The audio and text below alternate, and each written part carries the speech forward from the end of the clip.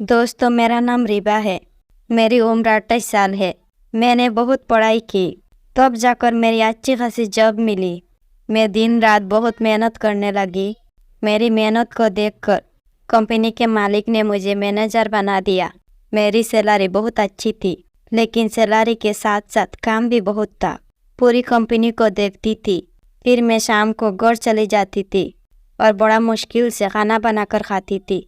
अब मेरे से खाना नहीं बन रहा था, इसीलिए मैं खाना बनाने वाला लड़का ढूंढने लगी। तभी मैंने एक दिन अपने घर के सामने नोटिस में ये लिख दिया कि मुझे खाना बनाने वाले की ज़रूरत है। तभी एक दिन एक नौजवान लड़का आता है और कहता है, मैडम, मुझे नौकरी की ज़रूरत है, मैं आपके लिए खाना बना दूंगा। फिर मैंने उसके बारे में जानकारी ली कि तुम क्या करते हो। फिर वो कहने लगा, मैं पढ़ाई करता हूँ और मुझे पैसों की बहुत ज़रूरत है, इसीलिए आप जो भी पैसा दोगे मैं ले लूँगा। मुझे उस पर दया आ गई और मैंने उसको नौकरी दे दी। वो स्वभाव से सीधा साधा लग रहा था, क्योंकि तन पर थोड़े से कपड़े फटे पहने हुए थे। फिर मैंने उसको किचन दिखाया और किचन का सारा सामान भी दिखाया और बोल दिया कि जैसे किचन का सामान ख़त्म होता है तो मुझे बोल देना, मैं ला दूँगी। मैं खाना खाकर ऑफिस चली जाती थी। फिर वही अकेला रहता था घर पर। जब मैं ऑफिस से शाम को घर लौटती तो पूरे घर को वो चमका देता था। मैं ये सब देख खुश हो जाती थी। फिर मैं हाथ मुंह धोती और खाना खाने बैठ जाती थी। वो मेरे लिए गरम गरम खाना बनाकर लाता था। जब मैं खाना खाकर सो जाती थी तो वो अपने रूम में जाकर पढ़ाई करता था। जब आधी रात को मुझे प्यास लगी तो मैं किचन की ओर चली गई और तभी उसके रूम की ओर देखा तो लाइट जल रही थी। फिर मैंने पास जाकर खिड़की से देखा तो मैं चौंक गई, क्योंकि अभी जो समय हुआ था सुबह के 3 बज रहे थे और ये पढ़ाई कर रहा है। मैं सोचने लगी कि दिन भर तो ये मेरे घर का काम करता है और रात को पढ़ाई करता है, तो फिर कॉलेज कितने बजे जाता है। तभी एक दिन मैंने खाना खाते खाते उसे पूछ लिया कि तुम कॉलेज कितने बजे जाते हो। फिर वो कहने लगा कि मैडम, मैं जैसे ही आपके घर का पूरा काम हो जाता है फिर मैं चला जाता हूँ और थोड़ी बहुत पढ़ाई करके वापस आ जाता हूँ।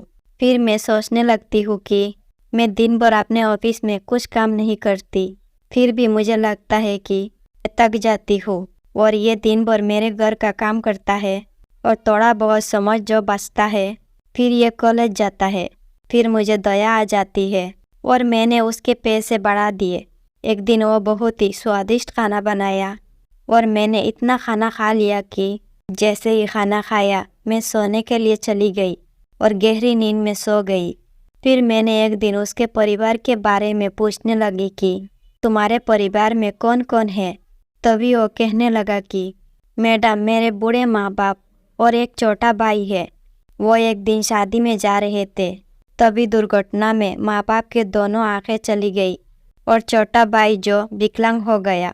अब मुझे जो भी पैसा मिलता है मैं ही उनका पेट पाल रहा हूँ। मुझे उसकी बातों को सुनकर मेरी आंखों में आंसू आ गए थे। कुछ दिनों बाद मैंने उसके पैसे और बढ़ा दिए ताकि वो अपने माँ बाप और छोटे भाई का पेट भर सके। एक दिन मैं खाना खाकर सोने चली गई और आधी रात को ऐसा लगा कि मेरे शरीर को कोई छू रहा है, लेकिन जैसे ही मैं आँख खुलती तो कोई नहीं दिखता। फिर मैं वापस सो गई। अब मुझे हर रोज़ ऐसे ही लगने लगा कि कोई मुझे छू रहा है। जब भी मैं खाना खाकर सोती हूँ तो रात में मेरी एक बार भी नींद नहीं खुलती, क्योंकि वो लड़का खाना ही ऐसा बना रहा था कि मैं हाथ से ज़्यादा ही खा लेती थी, जिसकी वजह से मेरी नींद रात में एक बार भी नहीं खुलती थी। फिर मैं सोचने लगी कि मैं आज तो सच्चाई जानकर ही रहूँगी, आखिर कौन मुझे छूता है।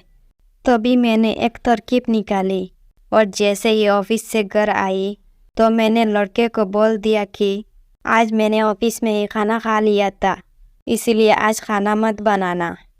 दोस्तों, दूसरा भाग वीडियो के डिस्क्रिप्शन में मिलेगा।